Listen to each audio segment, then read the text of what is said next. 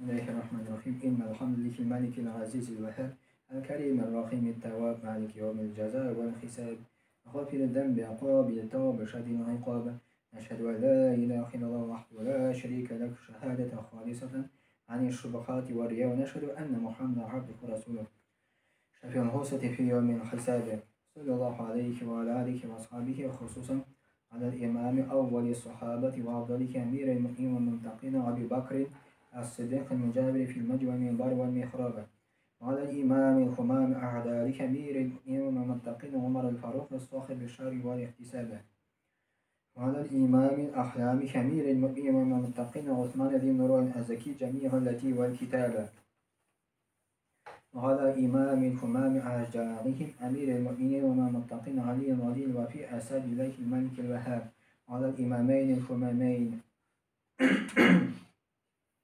أعوذ بالله من الشيطان الرجيم بسم الله الرحمن الرحيم يا أيها الذين آمنوا اتقوا الله حق تقاته ولا تموتن إلا وأنتم مسلمون Allah da Kur'an-ı Kerim'de ya iman getirgen bendeler Allah'tan hakiki korku bilen korkağız, üle kurmağız, üle kurağız fakat Müslüman halindegine Allah Teala'ya buysunan halindegine Ya eyyuhun nasu ittaqu rabbakumul-lezî halakakum min nefsin vâhide ve halaka minha zawcaha وبث منهم رجالا كثيرا ونساء واتقوا الله الذي تساءلون به والأرحام إن الله كان عليكم رقيبا يا أيها الذين آمنوا اتقوا الله وقولوا قولا سديدا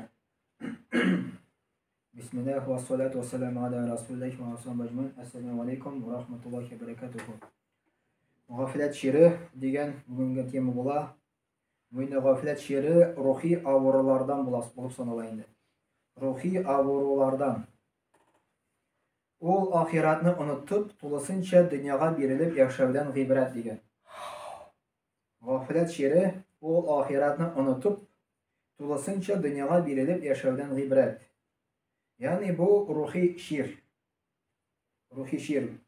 Yani ruhiy şiirlerden bulup sanala tekebberlik, onları künleşu, şulay yok, şuşunda kere gaflet şiiri. Ruhiy avralardan birisi, yani ahiratni unutup, tulusunca dünyaya berilip yaşav.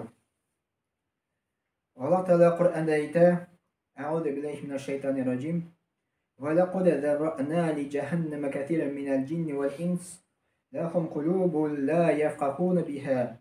ولهم أعين لا يبصرون بها ولهم آذان لا يسمعون بها أولئك كالأنعام بل هم أضل أولئك هم الغافلون El-A'raf suresi 179. ayette Allah Teala ayeti biz cehennem için baraka getirdik diye bir ko'p jinlarni ham kishilarni ularning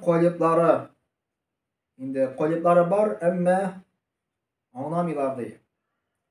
وَلَكُمْ أَعْيُنُ لَا يُبَصِّرُونَ بِهَا Onların gözleri var ama gözleri bilen görmüyorlar diye. وَلَكُمْ آذَانُ لَا يَسْمَعُونَ بِهَا Onların kulakları var, onlar işitmiyorlar diye. أُولَٰئِكَ كَالْأَنْعَامِ Onlar hayvanlar kebek diye. بَلْ هُمْ أَضَلُّ Onlardan da adaşkanırak diye.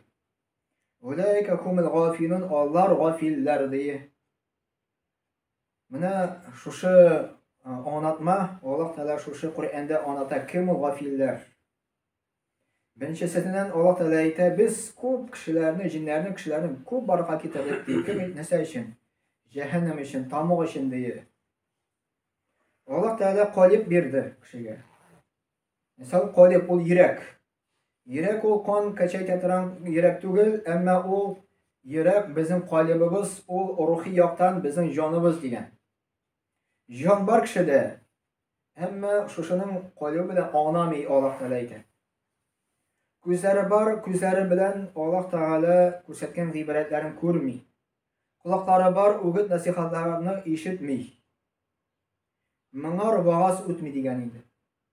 G'afillik kishiga va'z nasihat o'tmay, Allah Teala baraka keltirganini ota-onamay, onamay, u o'li o'zim baraka keltirdim deb o'lding da bittin deb o'yli, shu bilan qutuldim deb o'yli kishi. Na bu g'aflat shiri bilan shirlagan kishi. Endi Alloh subhanahu va taolo bizga vitini ko'zlar berdi, quloqlar berdi, aql berdi. Ne uchun? Allah Teala'ны tanır için. Şimdi özümüzün tege nefis tilakka yarar için түгел. Şimdi bulay turmuşның максатын карасак, ни өчен без дөньяда яшибез? Bulay карасан, кеше туа, аннары үсә, мәктәптә укый, аның үзенең нидер максаты бар. Дөньяви максатын куя. Дөньяви максатын куйгач, инде берәр нинди укый йортка урнаша. Мәктәптән соң. Аннары аның максаты инде берәр нинди яхшы эшкә керү. Яхшы эшкә керү ни өчен? Яхшы тормыш кору, семья кору. Шулай итеп, моның гомере үтә, 2 метр, 1 метрга кабергә кереп китә. Беренче анам ише. Даже ана бада ни өчен бу дөньяга килде, ни өчен яшәде? Һәрбер кеше үз-үзенә сорау бирергә тиеш, эш сорау. Кайдан килдем? Ни өчен килдем бу дөньяга? Һәм кайда барачакмын үлгәннән соң? Кайдан килдек без? Шушы сорауны кеше үз-үзенә сорау бирәме? Кайдан килдек без? Неужели без үз-үзебезне баракка китердек? Ни өчен без дөньяга килдек? Неужели без дөньяга килдек, чтобы йорт салыр өчен, семья өчен, үзебезнең нәфесен теләкләр үтәр өчен генәме? Булай карасан, кешенең тормышы ул киләнгән үзенең тәненә. Бөтен тормышы тәнгә киләнгән. Без тәнне саклыйбыз суыктан, тәнне саклыйбыз эсседән. Тән өчен без машина алабыз, тән яхшы йөрсен дип инде. Тән өчен без инде яхшы йортлар салабыз, яхшы йортта яшәргә. Тән өчен инде без өйләнәбез. Ашыйбыз ни өчен? Тән өчен ашыйбыз. Неужели без тән өчен генә баракка китерде Аллаһ Тәгалә безне, чтобы шушы нәфес теләккә ярар өчен? Юк. Аллаһ Тәгалә безне баракка китерде ни өчен? Коръәндә әйтә: "Ва халактул җинна вал инса илля лиябудун." Мин җиннәрне һәм кешеләрне баракка китердем ди. Ана гыйбадәт кылсыннар өчен генә ди. Әгәр дә кеше дөньяда яшәп, ашады да, эчте дә, Аллаһ Тәгалә нимәтләрен кулланды да, үлеп китте, Аллаһка рәхмәтләр әйтмичә, Аллаһ Тәгаләне танымыйча, намазлар укымыйча, менә бу гафләттә була. Аллаһ Тәгалә әйтә, моның урыны җәһәннәмдә ди. Моның урыны тамукта булачак ди. Менә шушы кызганыч хәл, җомгага барасың, күп кайбер кешеләр эшлиләр. Аллаһ Тәгалә Коръәндә чакыра бит, әйтә бит, эшне куегыз диясе, анда сәүдәләрегезне куегыз ди ул вакытта ди. Килегез монда мәчеткә ди, Аллаһны искә төшерергә ди. Күпме кеше гафләттә. Менә шушы вакытта эшләнгән акчасы моның бәрәкәтсез булачак. Шушы вакытта эшләнгән акча буламы, мал буламы, любой нәрсә, вакыт буламы, аны бәрәкәтсез булачак. Әле ул теге дөньяга барып, аны өчен җавап бирәчәк. Аллаһ Тәгалә аңар күзләр, колаклар бирде. Аллаһ Тәгалә күп нимәтләр бирде. Шушы нимәтләргә рәхмәтләр әйтми, Аллаһ Тәгаләнең сүзләрен тыңламый, мәчеткә килми, намазга басмый. Гафләт шире бөтен көчен дөнья төзүгә генә куя. Ул Аллаһның ризалыгына җәннәткә алып баручы гамәлләр кылмый. Ул Аллаһның ризалыгына җәннәткә алып баручы гамәлләр кылмый дигән. Андый кешеләр гунах кылырга, эшләргә курыкмый.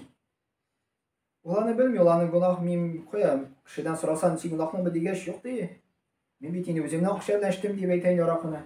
Даже исерек тә танымый үзенең гунахасын инде. Киресенчә ул аларны эшләп үзенә ләззәт ала дигән. Гафләттә яшәүче кеше авырлык килгәндә Аллаһны искә төшерә, рәхәт чакта аны оныта дигән. Гафләттә яшәүче кеше авырлык килгәндә Аллаһны искә төшерә, рәхәт чакта аны оныта. Ничәмә кешеләр килделәр монда мәчеткә, әмма ничәмә кешеләр уже юк монда. Аллаһ Тәгалә бәла казадан чыгарды, все уже Аллаһ кирәк тулларга инде. Әгәр дә бу кеше гафләттә яшәп үлеп китсә, ул җәһәннәмдә була дигән, тамукта була. وقالوا لو كنا نسمع أو نعقل ما كنا في أصحاب السعير فاعترفوا بذنبهم فسوقا لأصحاب السعير. Al-Mulk, yani Tebarek suresi 10-11 ayetlerde Allah Teala aytadi. Onlar aytdi, agar da biz eshitsak, ham fikrlasak, dirilib yonuvchi o't ahllaridan bo'lmas edik. Allah Teala shu kishilarning halini ko'rsatdi tegi dunyoda. Ular dirilib yonuvchi jahannamda ekan, kim g'aflatda yashaydi. Ular aytdilar, agar da biz eshitsak, ham fikrlasak edik, dirilib yonuvchi o't ahllaridan bo'lmas edik deb aytadilar ekan tegi dunyoda shunday kishilar. Алар үз гөнаһларын таныдылар ди. Аллаһ дөрләп янучы ут әһелләрен үзенең рәхмәтеннән ерагайтты дигән.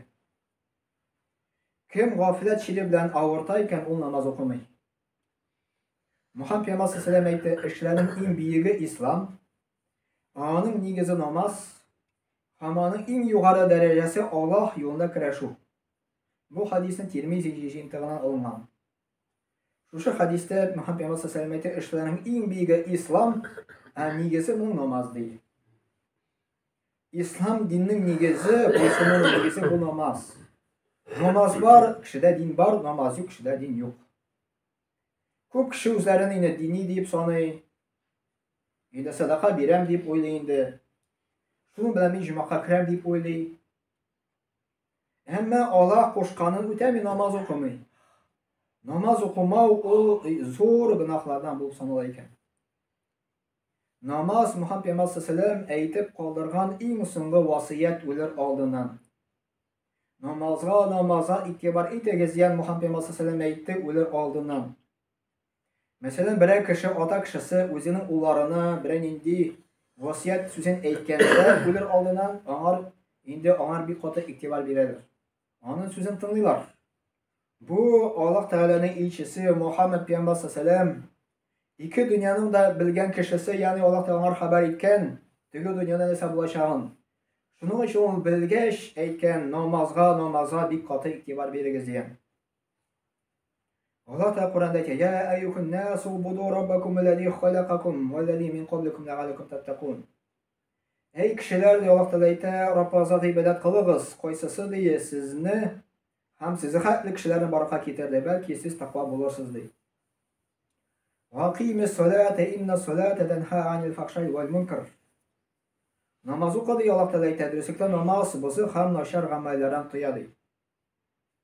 Шулай ук намаз кешенең бу дөньяда да һәм ахиратта да бәхетле булуының сәбәпле булып тора. Кад афлахал муъминун аллазина хум фи салатихим хашиун. Ал-Муъминун сурәсе 1-2 аятта. Чыннан да намазларын хушук белән укучы муъминнар уңышка ирештеләр ди. Шушы аятларда Аллаһ Тәгалә әйтә, әгәр дә без ике дөньяда да уңышка ирешәсебез килә икән, гафләттә булмаска кирәк дигән, намазын үз вакытында укырга кирәк дигән, җомга килергә кирәк, җомганы үтәргә кирәк, ураза тотарга кирәк. Шул вакытта гына без ике дөньяда да уңышка ирешәбез. Ишеннән дә шулай кешенең бит инде ике дөньяда да бәхетле буласы килә. Ни өчен ул йорт сала, аны бәхетле буласы килә. Ни өчен ул бала алып кайта, бәхетле буласы килә. Ни өчен ул акча эшли, аны бәхетле буласы килә. Әмма бәхет ул Аллаһның кулында, акчаның кулында түгел. Бу әйтелми акча эшләмә дигән сүз. Акча эшләргә кирәк, әмма намаз укырга кирәк. Аллаһ Тәгалә кушканнан үтәргә кирәк. Шуннан соңына кеше ике дөньяда да бәхетле була иншаллаһ. Субханака ва бихамдик, ашһаду ан ла илаха илля анта, астагфирука ва атубу илейк. Вассамиу дуа.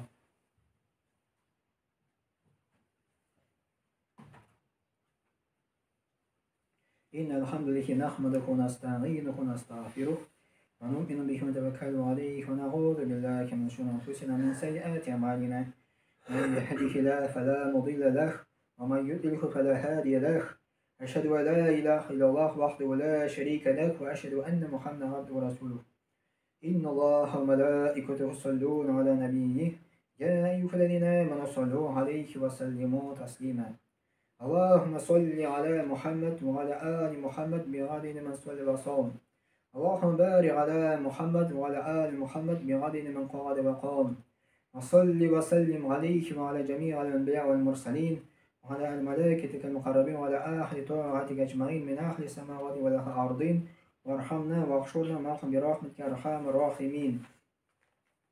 اللهم ارحم الخلفاء الراشدين المرء الماضين الذين قضوا بالحق وكانوا يعدلون. اللهم اغفر للمؤمنين والمؤمنات والمسلمين والمسلمات الأحياء منهم والأموات إنك مجيب الدعوات ورافع الدرجات ومنزل البركات وقاضي الحاجات برحمتك يا أرحم الراحمين. اللهم انصر من نصر الدين واخذل من خذل الدين. عباد الله إن الله يأمر بالعدل والإحسان وإيتاء ذي القربى وينهى عن الفحشاء والمنكر والبغي يعظكم لعلكم تذكرون. واذكروا الله العلي العظيم الحي القيوم يذكركم واشكروه يزيدكم واستغفروه يغفر لكم ولذكر الله تبارك وتعالى أعلى وأول وأعز وجل وأعظم وتم أكبر. وصلى الله على نبينا محمد وعلى آله وصحبه أجمعين وأقيم الصلاة.